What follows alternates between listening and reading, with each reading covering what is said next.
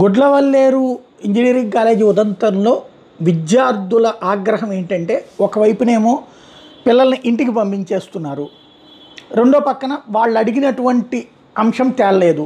ఇంకొకటి వీళ్ళందరూ ఏ అమ్మాయినైతే నిందితురాలని చూపించారంటే middle finger చూపించిన అమ్మాయి ఎవరైతే ఉందో ఆ అమ్మాయిని జాగ్రత్తగా ఊరికి పంపించేశారు. ఆ కారులో వెళ్ళింది అందరూ చూశారు. ఆ విషయాన్ని వాళ్ళే పోస్ట్ చేశారు కూడా. ఇప్పుడు వీటన్నిటికీ తోడుగా ఆ విద్యార్థినుల్ని వాస్తవంగా వాళ్ళని కూర్చోబెట్టి ఇదిగో అమ్మా ఏమీ లేదు, లేకపోతే ఇదిగో ఇది జరిగింది ఇది అన్నది ఎక్స్ప్లెయిన్ చేయట్లా. ముందు ప్రతి ఒక్కళ్ళు బెదరేసేస్తున్నారు.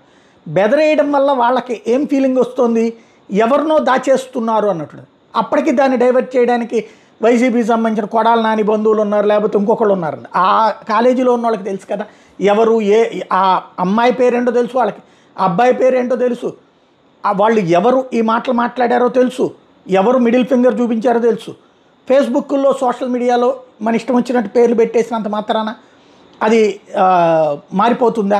మిగతా వాళ్ళకి అది తెలియనటువంటి వాళ్ళకి తెలియడం అవుతుంది. అయితే ఇప్పుడు చివరికి వాళ్ళని మహిళా పోలీసులు బెదిరించడంతో ఆగ్రహించినటువంటి వాళ్ళకి సంబంధించినటువంటి వీడియో ఇది.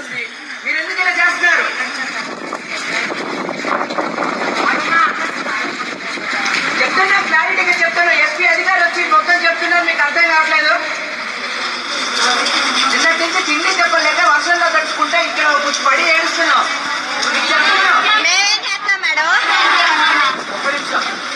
మీరు ఇక్కడ ఉన్నారంటే మీకు పర్పస్ ఉంది. మీరు ఇక్కడ ఉన్నారంటే పర్పస్ ఉంది. మీకు పర్పస్ ఉందా? మీరు ఇక్కడ బాధ్యత ఉంది. మాకు తెలిసిన విషయం బాధ్యత గురించి మేము ఇక్కడ ఉన్నాం. అర్థమైందా? మా పని మేము చేస్తున్నప్పుడు మీరు ఎందుకు ఇబ్బంది పెడతారన్నా అంతే ఉంటుంది. చూసారా?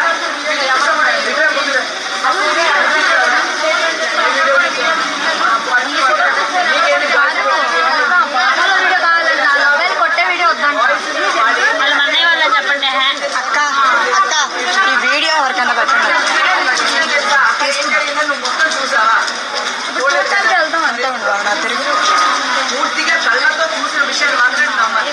అంతేగాని అక్కడ ఏం జరిగిందో ఏమైందో తెలుసు పూర్తిగా.